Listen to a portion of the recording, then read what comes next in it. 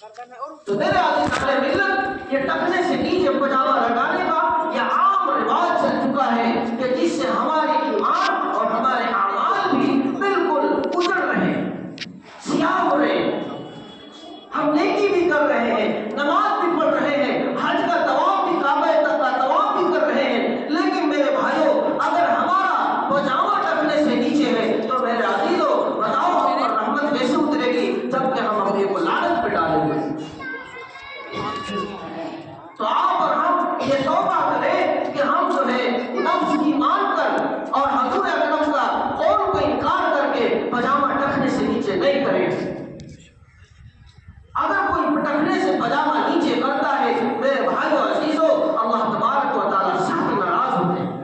رسول اکرم صلی اللہ علیہ وسلم نے ارشاد فرمایا ما اسفل من الکعبین من الازار ففی النار، کہ ٹکنوں سے نیچے جتنا حصہ پجامہ کا، لنگی کا یا تہمد کا یا شلوار کا یا جنس کا ہوگا اتنا حصہ اللہ تبارک و تعالیٰ کے یہاں جہنم میں آگ میں جلے گا، جہنم کی آگ میں جلے گا۔ اس کو ہم لوگ بہت چھوٹی سی بات سمجھتے ہیں،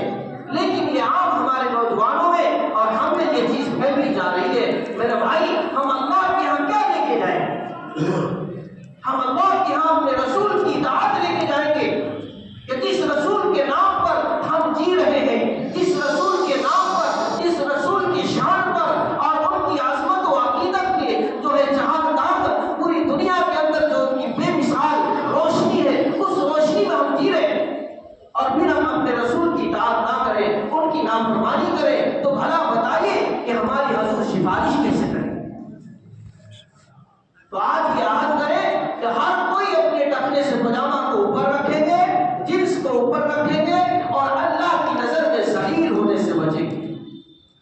میرے بھائی ہمارا اور آپ کا یہ محدود زندگی ہے، یہ محدود وقت ہے، اگر اس محدود وقت میں بھی اپنے آپ کو نہ سنبھالا، اپنے آپ کو نہیں جانا پہچانا، اپنی قیمت کو نہیں جانے، تو میرے بھائی ہم مارے جائیں گے اور ہمارے حال خراب ہوں گے اور ہم ہر طرح سے مجبور و لاچار ہو جائیں گے۔ اسی لیے ضرورت ہے کہ مسلمانوں کو، انسانوں کو اپنی قیمت کو پہچانے اور اپنی قیمت کو سب سے بڑی قیمتی جو اللہ نے اس کو اپنے حبیب کی امتی میں پیدا فرمایا اور حبیب نبی صلی اللہ علیہ وسلم کا شہدائی ہونے کا اسے ایک اعزاز کیا ہے، اس اعزاز کی غنیمت سمجھے، اس اعزاز کی قیمت کو سمجھے اور اپنے آپ کو اللہ کے رسول کی غلامی میں اطاعت میں ڈالے۔ تو میں نے ایک آیت تلاوت فرمائی تھی، اس کے بارے میں مفسرین حضرات کی دو رائے ہیں کہ سورہ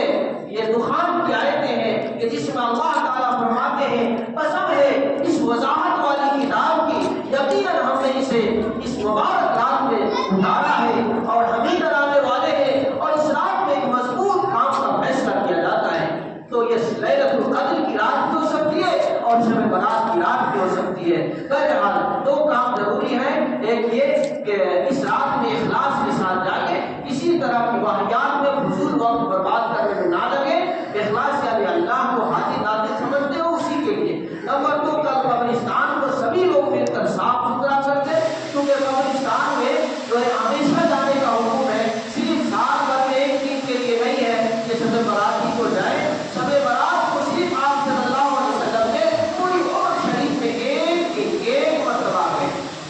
ایک مرتبہ گئے۔ تو ہم بھی جو ہے آپ صلی اللہ علیہ وسلم کی اتباع کرتے ہوئے زندگی میں ایک بار جائیں